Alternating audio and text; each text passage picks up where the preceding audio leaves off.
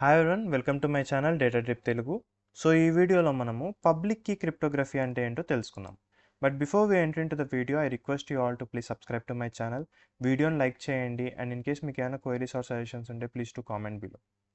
So public key cryptography అంటే ఏంటి అంటే it's a method of secure communication. Secure communication establish చేయడానికి మనం యూజ్ చేసే ఒక మెథడే పబ్లిక్ కీ క్రిప్టోగ్రఫీ. సో ఈ మెథడ్లో ఆర్ ఈ పబ్లిక్ కీ క్రిప్టోగ్రఫీ అనే మెథడ్లో మనము 2 డిఫరెంట్ కీస్ని యూజ్ చేసి సెక్యూర్ కమ్యూనికేషన్ అనేది అచీవ్ చేస్తాం. సో ఎలా అంటే if you observe this picture, మనకి ప్లెయిన్ టెక్స్ట్ ఎన్క్రిప్టెడ్ డాక్యుమెంట్గా మార్చడం, ఈ ప్రాసెస్ని ఎన్క్రిప్షన్ అంటాం. అండ్ ఎన్క్రిప్టెడ్ డాక్యుమెంట్ ప్లెయిన్ టెక్స్ట్లోకి మారే ప్రాసెస్ని ఆర్ కన్వర్షన్ ప్రాసెస్ని డీక్రిప్షన్ అని అంటాం. సో ఎన్క్రిప్షన్ జరిగేటప్పుడు మనము పబ్లిక్ కీ యూజ్ చేసాం అండ్ డీక్రిప్షన్ జరిగేటప్పుడు మనం ప్రైవేట్ కీ యూజ్ చేసాం. So 2 different keys, public key and private key, 2 different కీస్ని యూజ్ చేసి మనం ఎన్క్రిప్షన్ అండ్ డీక్రిప్షన్ చేస్తే దాన్నే పబ్లిక్ కీ క్రిప్టోగ్రఫీ అని అంటాం. అగైన్ 2 డిఫరెంట్ కీస్ అనమాట. ఎన్క్రిప్షన్కి ఒక different key which is public key and డీక్రిప్షన్కి ఒక different key which is private key. ఇలా 2 డిఫరెంట్ కీస్ని యూజ్ చేసి మనము సెక్యూర్ కమ్యూనికేషన్ ఎస్టాబ్లిష్ చేస్తే దాన్నే పబ్లిక్ కీ క్రిప్టోగ్రఫీ అని అంటాం. సో ఈ పబ్లిక్ కీ గురించి అండ్ ప్రైవేట్ కీ గురించి మనం కొంచెం డీప్గా అనలైజ్ చేద్దాం. So what is public key and private key? Public key అనేది shared with everyone, openly available. Public key అనేది అందరికీ ఆన్లైన్లో అవైలబుల్గా ఉంటుంది. హవెవర్ ప్రైవేట్ కీ అనేది కెప్ట్ సీక్రెట్, నెవర్ షేర్డ్. ఎవరికి ఎప్పుడు షేర్ చేయమన్నమాట. ప్రైవేట్ కీ అనేది అది యూజర్ దగ్గరనే అవైలబుల్గా ఉంటుంది కానీ ఎవరికి షేర్ చేయరు. So it's a private thing, it's a kept secret అనమాట. And public key and private కీని మనము ఎన్క్రిప్షన్ అండ్ డీక్రిప్షన్కి యూజ్ చేస్తామని ఇందాకనే అనుకున్నాం. సో పబ్లిక్ కీని మనం ఎన్క్రిప్షన్ కోసం యూజ్ చేస్తాము అండ్ ప్రైవేట్ కీని డీక్రిప్షన్ కోసం యూజ్ చేస్తాం. And apart from encryption and decryption తప్ప పబ్లిక్ కీకి ప్రైవేట్ కీకి వేరే రోల్స్ అండ్ రెస్పాన్సిబిలిటీస్ ఏం లేవా అని అడిగితే ఉంది. అదేంటిదంటే వెరిఫైయింగ్ అండ్ సైనింగ్.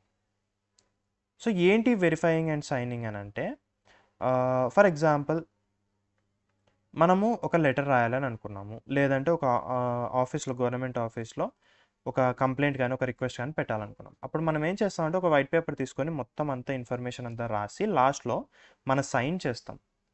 సైన్ చేసి మన డిజిగ్నేషన్ రాయడమో లేదా ఫోన్ నెంబర్ రాయడమో లేదా ఏదో ఒక అదర్ డీటెయిల్స్ రాయడమో చేస్తాం. ఎందుకు రాస్తాము అంటే ఈ లెటర్ నేనే రాశాను అని డిక్లేర్ చేయడం అనమాట. అది నేనే రాశాను ఈ లెటర్ అని చూపించుకోవడానికి మనం చేసే సైనింగ్. సో డిజిటల్గా దాన్ని ఎలా చేస్తామంటే బై యూజింగ్ ప్రైవేట్ కీ. ఒక డేటా కానీ ఒక ఇన్ఫర్మేషన్ని కానీ సెండ్ చేసేటప్పుడు ఈ ఇన్ఫర్మేషన్ని నేనే సెండ్ చేశాను అని మనమే డిక్లేర్ చేయడమే సైనింగ్. అది బై యూజింగ్ ప్రైవేట్కి మనం చేస్తాం.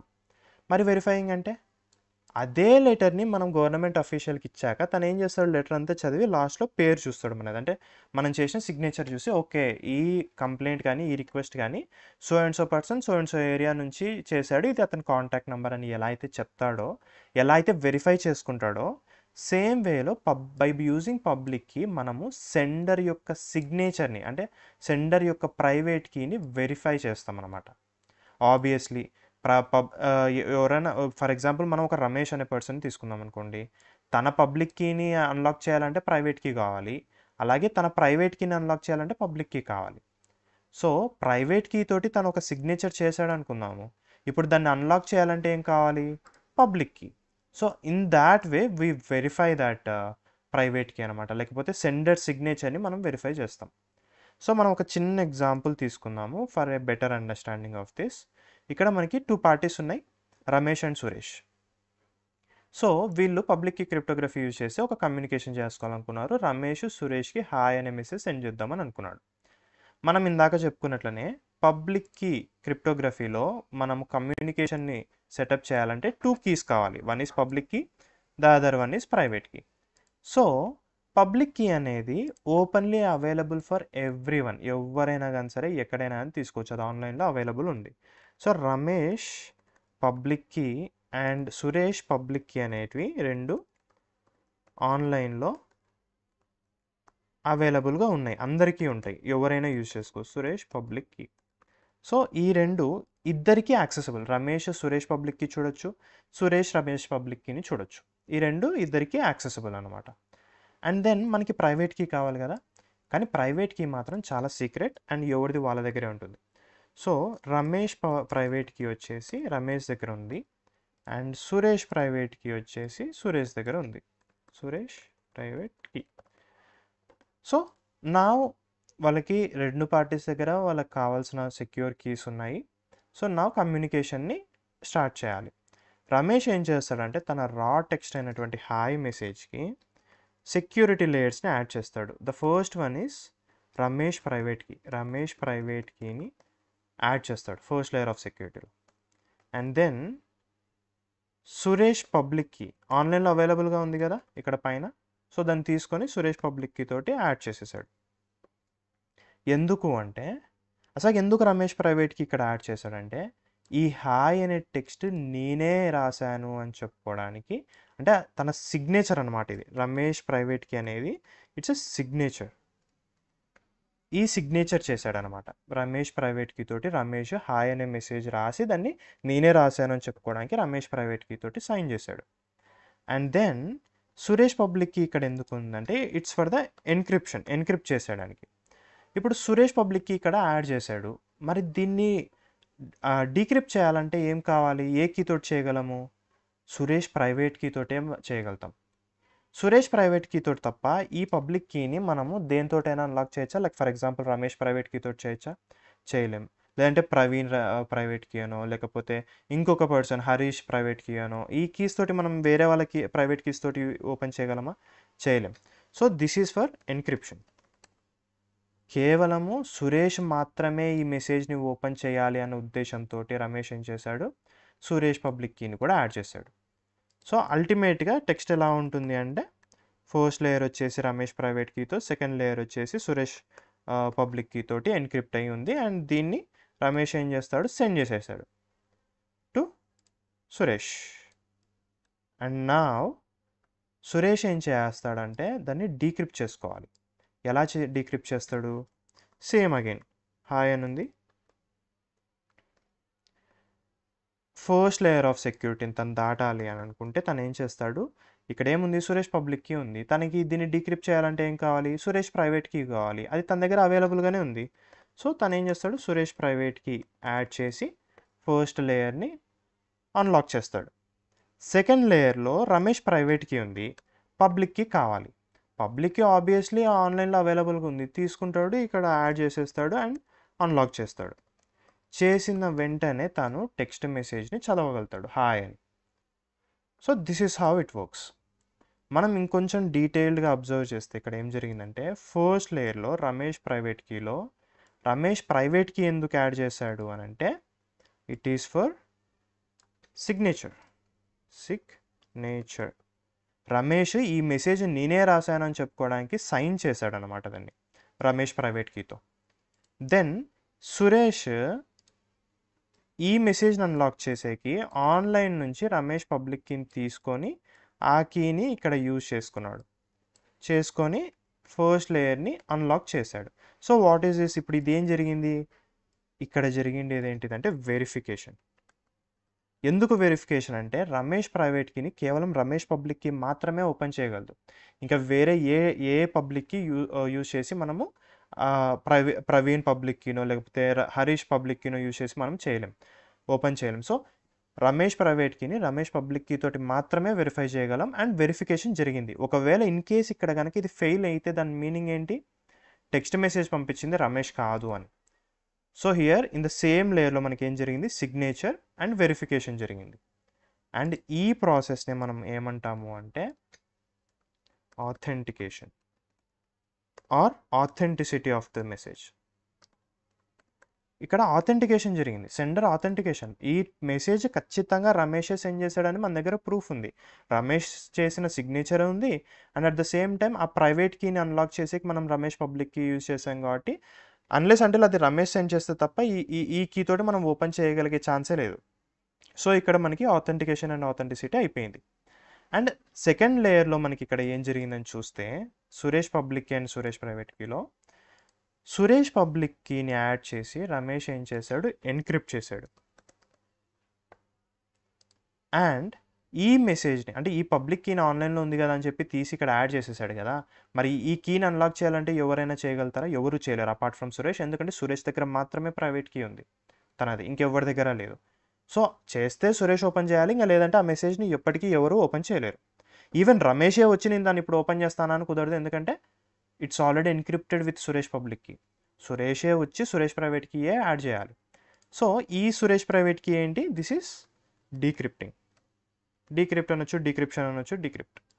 So encrypt and decrypt, and this is called as ఈ ఎంటైర్ ప్రాసెస్ని మనం ఏమంటాము అని అంటే confidentiality. Confidentiality or encryption process. So in a single way, ఒకే మెథడ్లో మనము మెసేజ్ యొక్క ఆథెంటికేషన్ అంటే సెండర్ని వెరిఫై చేసుకున్నాము, అలాగే రిసీవర్ని రిస్ట్రిక్ట్ చేసాము. సెండర్ని ఆథెంటికేట్ చేసుకున్నాం అంటే ఇతనే సెండ్ చేశాడు అని కన్ఫర్మేషన్ వచ్చింది మనకి, రమేషే మెసేజ్ సెండ్ చేశాడని కన్ఫర్మేషన్ వచ్చింది. అలాగే సెకండ్ లేయర్లో ఏం జరిగింది? రిస్ట్రిక్ట్ చేసాం, ఎవరు పడితే వాళ్ళు ఓపెన్ చేయలేకుండా మెసేజ్ని ఓన్లీ సురేష్ మాత్రమే ఓపెన్ చేసేలాగా మనం ఎన్క్రిప్ట్ చేయగలిగాం. So that is the power of public key encryption. In case ఇంకా మీకు ఒక డెప్త్ అండర్స్టాండింగ్ దీని గురించి కావాలి అనుకుంటే నేను అసిమెట్రిక్ కీ ఎన్క్రిప్షన్ గురించి వీడియో చేశాను, please watch it, you will have a better understanding అనమాట. So that is called public key cryptography. So question ఏంటి అంటే, మరి పబ్లిక్ కీ క్రిప్టోగ్రఫీ మొత్తం అంతా 2 డిఫరెంట్ కీస్ వల్లనే జరిగింది, సేమ్ విన్ని కూడా అంతా అసిమెట్రిక్ ఎన్క్రిప్షన్ లానే ఉంది అని చాలామందికి డౌట్ వచ్చింది, especially for the people who already know what is asymmetric encryption. మరి డిఫరెన్స్ ఏంటి అని అంటే, asymmetric encryption is a core technique, కానీ పబ్లిక్ కీ క్రిప్టోగ్రఫీ అనేది ఎకోసిస్టమ్. ఈ ఎకోసిస్టంలో ఒక చిన్న టూల్ మాత్రమే అసిమెట్రిక్ ఎన్క్రిప్షన్. ఫర్ ఎగ్జాంపుల్ ఇప్పుడు మనం రియల్ లైఫ్ అనాలజీ తీసుకుంటే, మనము ఒక చెట్టు పెంచాలనుకున్నాం, ఒక మొక్క వేయాలనుకున్నాం, మనం ఏం చేయొచ్చు? ఒక మొక్క నాటాలి, లేదంటే ఒక విత్తనం వేసి వాటర్ పోస్తాం. సో ఈ ప్రపంచంలో ఎక్కడైనా మనం ఒక చెట్టు పెంచాలంటే కోర్ లేకపోతే లైక్ బేసిక్ ప్రిన్సిపల్ ఏంటి? విత్తనం కానీ లేకపోతే ఒక మొక్క కానీ నాటి వాటర్ పోయాలి. So that is the core technique, core principle. చెట్లకి నీళ్ళు పోస్తేనే పెరుగుతాయి, లేకపోతే పెరగవు. కానీ దాన్ని యూజ్ చేసుకొని అంటే ఆ బేస్ ప్రిన్సిపల్ని పట్టుకొని మనము దానిపైన ఒక పెద్ద ఎకోసిస్టమ్ని బిల్డ్ చేసాం. అదేంటి అంటే వ్యవసాయం, అగ్రికల్చర్. దాంట్లో ఏమొస్తుంది? మనకి పంటకు పురుగులు పడితే ఏ మందు కొట్టాలనో తెలుసు, పంట ఇంకా ఎక్కువ దిగుబడి రావాలంటే ఏ మందులు వాడాలనో తెలుసు, వాటర్ ఎలా ఏ టైంకి పోయాలనో తెలుసు, అట్ ద సేమ్ టైం ఎన్ని లీటర్లు పోయాలి అనేది మనకి తెలుసు. అండ్ మోర్ ఓవర్ మనకి డిఫరెంట్ టూల్స్ ఉంటాయి అనమాట, లైక్ ట్రాక్టర్ వాడుకోవచ్చు, లేకపోతే డిఫరెంట్ అగ్రికల్చర్కి యూజ్ అయ్యే చాలా ఇన్స్ట్రుమెంట్స్ కానీ ఇవన్నీ వాడుకోవచ్చు అనమాట. సో ఆ మొత్తం ఎకోసిస్టమ్ని అంతా కలిపితేనే మనకి అగ్రికల్చర్ అనేది ఒక ఎకోసిస్టమ్. కానీ మొక్కకి వాటర్ పోయాలి అనేది మాత్రం ఒక చిన్న టెక్నిక్, లేకపోతే ఒక చిన్న బేసిక్ ప్రిన్సిపల్ అది. So in the same way public key cryptography అనేది ఒక పెద్ద ఎకోసిస్టమ్. ఈ ఎకోసిస్టంలో మనకి సిగ్నేచర్స్, డిజిటల్ సిగ్నేచర్స్ ఉంటాయి, డిజిటల్ సర్టిఫికేట్స్ ఉంటాయి, ఇన్ఫ్రాస్ట్రక్చర్ ఉంటుంది, కీ ఎక్స్చేంజ్ ప్రోటోకాల్స్ ఉంటాయి, ఇలా చాలా టెక్నిక్స్, టూల్స్ చాలా ఉంటాయి. దాంట్లో ఒకటే అసిమెట్రిక్ ఎన్క్రిప్షన్ అనమాట. But asymmetric encryption and public key cryptography use చేసే టెక్నిక్ ఒకటే కాబట్టి మోస్ట్లీ అందరూ కన్ఫ్యూజ్ అవుతారు. బట్ అసిమెట్రిక్ ఎన్క్రిప్షన్ అనేది ఒక core technique, public key cryptography అనేది పెద్ద ఎకోసిస్టమ్. ఆ ఎకోసిస్టంలో ఒక చిన్న పార్ట్ అసిమెట్రిక్ ఎన్క్రిప్షన్ అగైన్, కానీ కోర్ టెక్నిక్ మాత్రం సేమ్ అనమాట. ఇక నేను ఇంకో ఎగ్జాంపుల్ కూడా రాశాను, విచ్ ఇస్ అసిమెట్రిక్ ఎన్క్రిప్షన్ అనేది ఒక ఇంజన్. కానీ ఇంజన్ ఉంది కదా అని చెప్పి మనం ఇంజన్ మీద ఎక్కితే అదేం మూవ్ అవ్వదు కదా. ఇంజన్ మూవ్ అవ్వాలంటే ఏం కావాలి? మనకి ఎంటైర్ కార్ సిస్టమ్ అంతా కావాలి, like indicators, horn, wheels, diesel, safety systems కూడా కావాలి, like air bags, air conditioning కావాలి, మిర్రర్స్ కావాలి, మనకి ప్రొటెక్షన్ కావాలి, A to Z అన్నీ కావాలన్నమాట. సో అసిమెట్రిక్ ఎన్క్రిప్షన్ అనేది కేవలం ఇంజన్ మాత్రమే, అంటే కేవలం ఒక కోర్ టెక్నిక్ మాత్రమే. పబ్లిక్ కీ క్రిప్టోగ్రఫీ అనేది ఎంటైర్ మొత్తం కార్ అంతా కలిపి, ఆ ఎకోసిస్టమ్ అంతా కలిపి పబ్లిక్ కీ క్రిప్టోగ్రఫీ. దాంట్లో ఒక పార్ట్ అసిమెట్రిక్ ఎన్క్రిప్షన్ అవుతుందన్నమాట. సో హోప్ మీకు ఆ స్మాల్ మైన్యూట్ డిఫరెన్స్ అనేది మీకు అర్థమైందని అనుకుంటున్నాను. అండ్ కమింగ్ వీడియోస్లో మనము పబ్లిక్ కీ క్రిప్టోగ్రఫీలో మనకు వచ్చినటువంటి అన్ని టూల్స్ అనమాట, like such as digital signatures కానీ, డిజిటల్ సర్టిఫికేట్స్ కానీ, ఆ సర్టిఫికేట్స్ని ఇష్యూ చేసే అథారిటీస్ కానీ, కీ ఎక్స్చేంజ్ ప్రోటోకాల్స్, ఇన్ఫ్రాస్ట్రక్చర్, ఇవన్నిటిని వన్ బై వన్ డిస్కస్ చేసుకుంటూ వెళ్దాము. Hope you like the video and got some knowledge about public key cryptography. In case if you like the video, please subscribe to my channel, like the video, and please do comment below if you have any queries and suggestions for me. Thank you. Thanks for watching.